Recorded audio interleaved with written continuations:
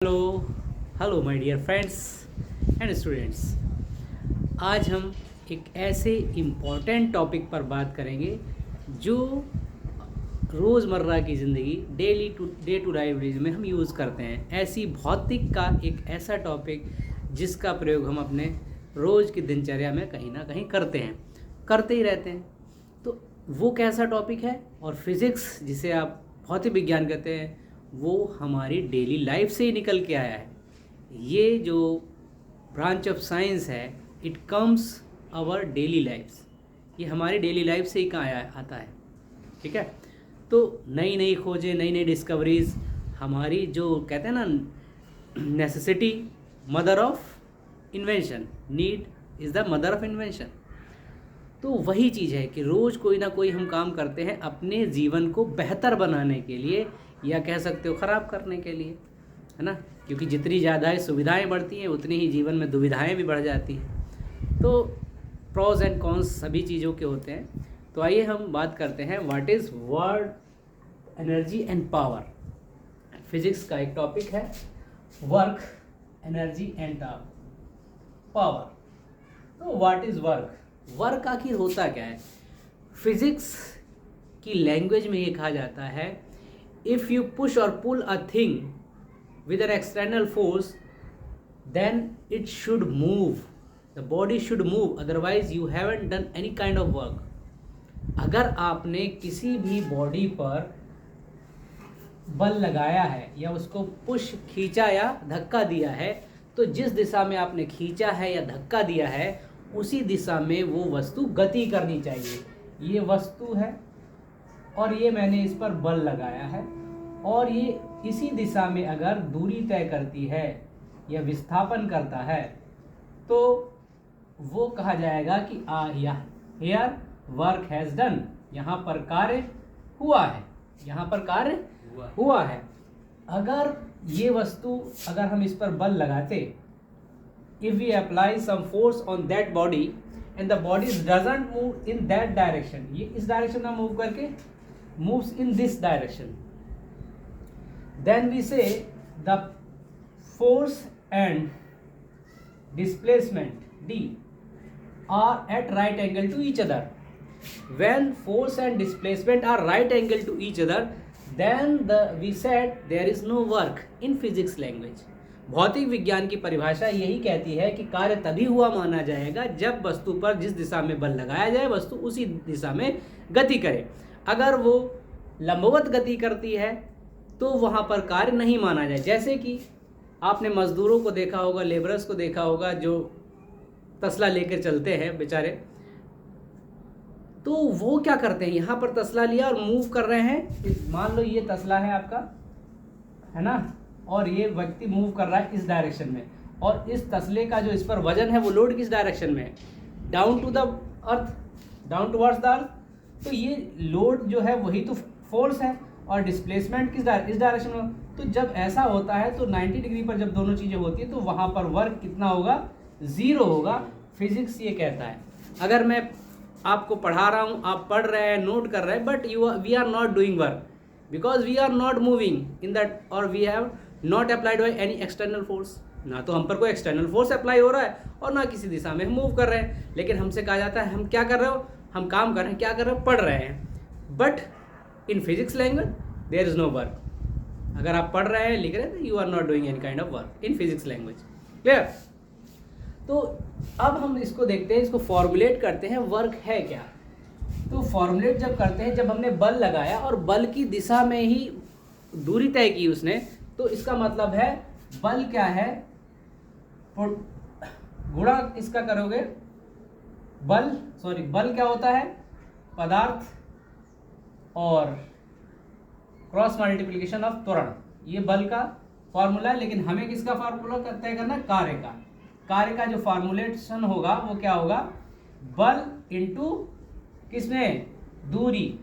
ठीक है, एग्जैक्टली अगर हम बात करें तो यहाँ पर दूरी जो है विस्थापन होता है। अगर फिजिक्स की लैंग्वेज में बात करें तो that is there is common language, हम कह सकते हैं कि बल गुणा दूरी कह सकते हैं। लेकिन अगर प्योरली फिजिकल लैंग्वेज में बात करें तो बल गुणा विस्थापन होता है। क्लियर?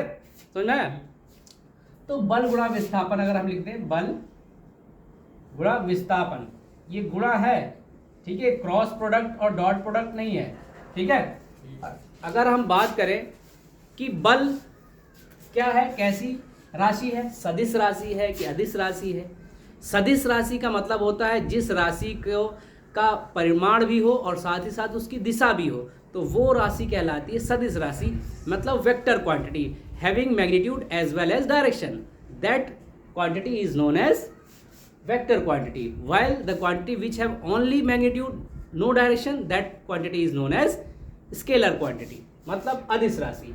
तो यहाँ पर अगर हम बल की बात करें तो बल को हम F से रिप्रेजेंट करते हैं और फॉर्मुलेशन करें तो डिस्प्लेसमेंट को D से रिप्रेजेंट करते हैं, और दोनों ही क्वांटिटी क्या होती हैं, वेक्टर क्वांटिटी होती हैं।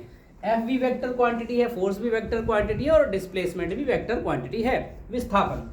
लेकिन work is not a vector quantity. Y?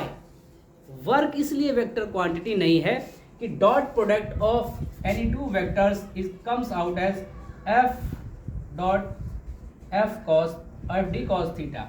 तो अगर आप देखें magnitude of F and D and cos theta, अगर हमने कहा कॉस थीटा, अब यहीं से समझते हैं why cos theta, F D cos theta, इसका फॉर्मुलेशन एग्जैक्ट ये निकल के आएगा। तो अगर हम देखें तो यहाँ पर वर्क क्या हो गई, एक स्केलर क्वांटिटी हो गई, अदिश राशि हो गई। अब ये कॉस थीटा कैसा रोल प्ले, अभी हमने बात की कि जब दो क्वांटिटी डिस्प्लेसमेंट और force are in the perpendicular form, अगर दोनों एक दूसरे के परपेंडिकुलर टू ईच अदर हैं, देन थीटा की वैल्यू क्या हो गई 90 डिग्री, एंड कॉस थीटा की वैल्यू क्या हुई 90 डिग्री, तो कॉस थीटा की वैल्यू क्या हो जाएगी 0। We know that cos 90 degree is equal to what 0। If this one becomes 0 then all the F D in 0 becomes what 0, मतलब वर्क क्या हुआ 0 हुआ। सिंपल, ऐसे हम फॉर्मुलेट कर सकते हैं वर्क क्यों 0 है, वर्क बिकम्स 0। क्लियर? तो इस तरह से हम फाइंड आउट कर सकते हैं। तो ये फॉर्मूला है कार्य का, बल गुणा दूरी, सिंपल लैंग्वेज में कह सकते हैं, एग्जैक्ट लैंग्वेज कहलाती F dot D cos theta. Clear? Work equals to F D cos theta, ठीक है। जहां पर एफ भी क्या है, वेक्टर क्वांटिटी है, डी भी vector quantity, well work is a scalar quantity. इस बात को याद रखना। वर्क क्या है, कार्य क्या है, अदिश राशि है, बाकी दोनों राशियां एफ और डी दोनों क्या है, सदिश राशि है। यहाँ पर एफ क्या है, फोर्स है, डी क्या है, डिस्प्लेसमेंट है, डी इज डिस्प्लेसमेंट। क्लियर? याद रखना, डी इज डिस्प्लेसमेंट, और डिस्प्लेसमेंट हमेशा कैसी राशि होती है, it is a vector quantity, while distance is a scalar quantity, अदिश राशि। डिस्टेंस क्या होती है, स्केलर, डिस्प्लेसमेंट क्या होती है, वेक्टर क्वांटिटी, याद रखें, ठीक है।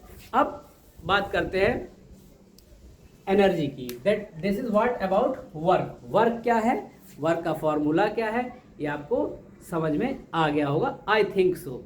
नहीं समझ में आया तो आप मुझे कमेंट में और मुझसे पूछ सकते हैं, आई विल आंसर यू। क्लियर? अब हम बात करते हैं अपने इसी का दूसरा शीर्षक, एनर्जी, ऊर्जा। क्लियर? ऊर्जा और ऊष्मा दोनों को मिक्स मत कर देना। ऊष्मा का मतलब होता है हीट, ठीक है। हीट ट्रांसफर होती है कंडक्शन, कन्वेक्शन के through. Well energy is, what is energy? Energy is the ability of to do things, ability of doing things is energy. तो ability of doing things is energy. किसी कार्य को करने की जो हमारे अंदर योग्यता है वही क्या है, ऊर्जा है, ठीक है। एबिलिटी क्षमता भी कह सकते हो, ठीक है, बट एबिलिटी का जो परफेक्ट मीनिंग हो योग्यता है, हमारे अंदर कितनी ऊर्जा है, किसी काम को करने के लिए। सुबह उठते हैं ज़्यादा ऊर्जा होती है और धीरे धीरे ऊर्जा ख़त्म हो जाती है, शाम तक बिल्कुल ख़त्म, जाके बस सो जाते हैं। ठीक है, तो अगर अपने आप को रिजुनवेट करना है तो अपनी डाइट में सुधार करिए, है ना, डाइट को बेहतर करिए, अपनी लाइफ स्टाइल को चेंज करिए, then you will be definitely energetic all the time. ठीक है, आप योगा का इस्तेमाल कर सकते हैं, प्राणायाम का इस्तेमाल कर सकते हैं, योग का इस्तेमाल बहुत ज़रूरी है, एक्सरसाइज का इस्तेमाल बहुत ज़रूरी, if you want to be rejuvenated all the time. Okay, तो आइए हम बात करते हैं ability of doing things is energy. ठीक है, कार्य को करने की जो हमारे अंदर क्षमता है वही क्या होता है, ऊर्जा होता है। तो हम ऊर्जा को क्या कर सकते हैं, कार्य इक्वल्स टू ऊर्जा इक्वल्स टू क्या होगा, ऊर्जा बराबर कार्य। मतलब कार्य आप जितना करेंगे वो ऊर्जा में कन्वर्ट हो जाएगा, लेकिन जितनी ऊर्जा है क्या वो कार्य में कन्वर्ट हो पाएगी, नहीं, सारी की सारी ऊर्जा कार्य में convert, total energy can't be converted into the work. ठीक है, थर्मल एनर्जी के टॉपिक है। और हम यहाँ बात करते हैं जैसे कि मैकेनिकल प्रोसेस में हम बात करें, मशीनरी जब वर्कआउट करती है तो जो मशीनरी सारा कार्य करती है वो एनर्जी में कन्वर्ट हो सकता है, लेकिन जो एनर्जी है वर्क की वो डिसिपेट हो जाती है ना, कई फॉर्म में डिसिपेट हो जाएगी, तो वाइसा वर्सा पॉसिबल नहीं। बट इन जनरल लैंग्वेज हम कह सकते हैं energy is equal to work, जितने हमारे अंदर एनर्जी है उतना ही हम काम कर पाएंगे। पता लगा एनर्जी एग्जॉस्ट हो गई तो हमारा काम भी रुक जाएगा। That's why we say energy is equal to nothing but work. जो भी एनर्जी है वो वर्क में डिसिपेट हो जाएगी, but the total energy can't be distributed in work. ठीक है, डिसिपेट इन वर्क। तो एनर्जी क्या है, तो जब वर्क की बात की तो वर्क की यूनिट क्या है, what is the unit of work is, unit of work अगर हम फार्मूले से बात करें तो F इंटू डी होती है। तो F की क्या होता है, न्यूटन होती है, और डिस्प्लेसमेंट की मीटर होती है। तो अगर इसकी अगर हम बात करें तो न्यूटन मीटर हमारे पास इसकी इकाई हो गई वर्क की। वर्क की दूसरी इकाई दी थी जूल साहब ने, तो इसीलिए जूल भी इसकी इकाई कही जाती है, वर्क की इकाई जूल भी है। तो इसीलिए एनर्जी की एक इकाई क्या हो जाएगी, जूल हो जाएगी, और दूसरी एनर्जी है कैलोरी। दूसरी इकाई यूनिट क्या है, calorie. First unit is joule and second unit is calorie. Calorie energy को मोस्टली हम किस में मेजर करते हैं, कैलोरी में मेजर करते हैं, जबकि हम जब केमिकल एनर्जी में बात करते हैं या इलेक्ट्रिक एनर्जी में बात करते हैं तो वहाँ हम इस एनर्जी को किस में मेजर करते हैं, इलेक्ट्रॉन वोल्ट में मेजर करते हैं। ठीक है, तो यहाँ पर हम कैलोरी में मेजर करते हैं फिजिक्स की लैंग्वेज में, और जूल में मेजर करते हैं। क्लियर, तो energy is nothing but equals to work. Clear, तो वर्क की जो यूनिट है वो न्यूटन मीटर है और जूल है, वाइल एनर्जी की यूनिट जो है वो क्या है, जूल और कैलोरी है। ठीक है, हिंदी में क्या कैसे लिखेंगे, कैलोरी, जूल, और एक जूल बराबर 4.2 कैलोरी। ठीक है, वाइस वर्सा पॉसिबल नहीं है। अब हम बात करते हैं सेकेंड थर्ड टॉपिक में, क्या है, power. What is power. Clear, इसको हम जल्दी जल्दी समझते हैं जिससे कि वीडियो लेंदी ना हो। लेंदी हो जाएगा तो आप लोग कहोगे भाई बड़ा भारी पेपर बना दिया, फिर आप देखोगे नहीं, वॉच आउट नहीं करोगे, इग्नोर कर दोगे, है ना, बहुत लंबा है, स्किप करो इसको, छोटे छोटे टॉपिक देखना है। तो power is what, power is capability of doing things और doing works per unit time. ठीक है, दिए गए समय में कार्य करने की क्षमता को हम क्या कहते हैं, कैपेबिलिटी कहते हैं। Clear, capability of doing work per unit time is known as power. ठीक है, शक्ति, किसी भी कार्य को करने की दिए हुए समय में क्षमता को क्या कहेंगे, शक्ति कहेंगे। शक्ति और ऊर्जा में डिफरेंस यही है कि शक्ति वेरी करती रहती है, जैसे हमारी एनर्जी खत्म या ज़्यादा होती है। शक्ति पर ईयर में हो सकती है, पर मंथ में हो सकती है, शक्ति पर आवर में हो जाती है। कार्य करने की क्षमता हमारी कम ज़्यादा हो जाती है। ठीक है, जबकि ऊर्जा को मेंटेन करना हमारा दूसरा टॉपिक है। ठीक है, तो पावर और एनर्जी दोनों डिफरेंट चीज़ें हैं। तो इसको क्या पावर का फॉर्मुलेशन क्या है, वर्क पर यूनिट टाइम, मतलब वर्क अपॉन टाइम हो गया इसका फॉर्मूला। कार्य, इसको वर्क को W से रिप्रेजेंट करते हैं, T को टाइम से रिप्रेजेंट करते हैं, ठीक है, याद रहेगा। F को फोर्स से, फोर्स F मीन्स फोर्स होता है, D मीन्स डिस्प्लेसमेंट या डिस्टेंस होता है, डिस्टेंस या डिस्प्लेसमेंट। तो ये चीज़ नोट रखें, इनको किस फॉन्ट से रिप्रेजेंट करते हैं वो भी याद रखो, ठीक है। तो अब पावर की यूनिट क्या होगी, पावर की यूनिट कैसे मेजर करेंगे, वर्क की यूनिट क्या होती है न्यूटन, और टाइम की यूनिट क्या होती है सेकेंड, बेसिक यूनिट क्या होती है सेकेंड। तो वर्क पावर की यूनिट क्या हो गई, unit of power is equal to P को पावर, ठीक है, is equal to newton per second, ठीक है, और इसे वाट भी मेजर करते हैं। तो this is watt power, clear, okay. तो this is about work, energy and power, okay guys, समझ में आया। तो आई थिंक आपको समझ में आया होगा। और भी कुछ आपको पूछना है, what is vector, what is scalar, you can comment me, I will answer you, और I will make a video on that topic, what is vector और scalar quantity and how are derivatives are, unit of derivatives are used and how derivatives are moved, and dimensional analysis भी हम बात कर सकते हैं, clear, when you say that, okay guys. तो I think ये समझ में आया होगा। एंजॉय दिस एंड अपनी सेहत और पढ़ाई का अच्छे से ख्याल रखिए, अपने आने वाले एग्जामों के लिए फोकस्ड रहिए और एंजॉय करें।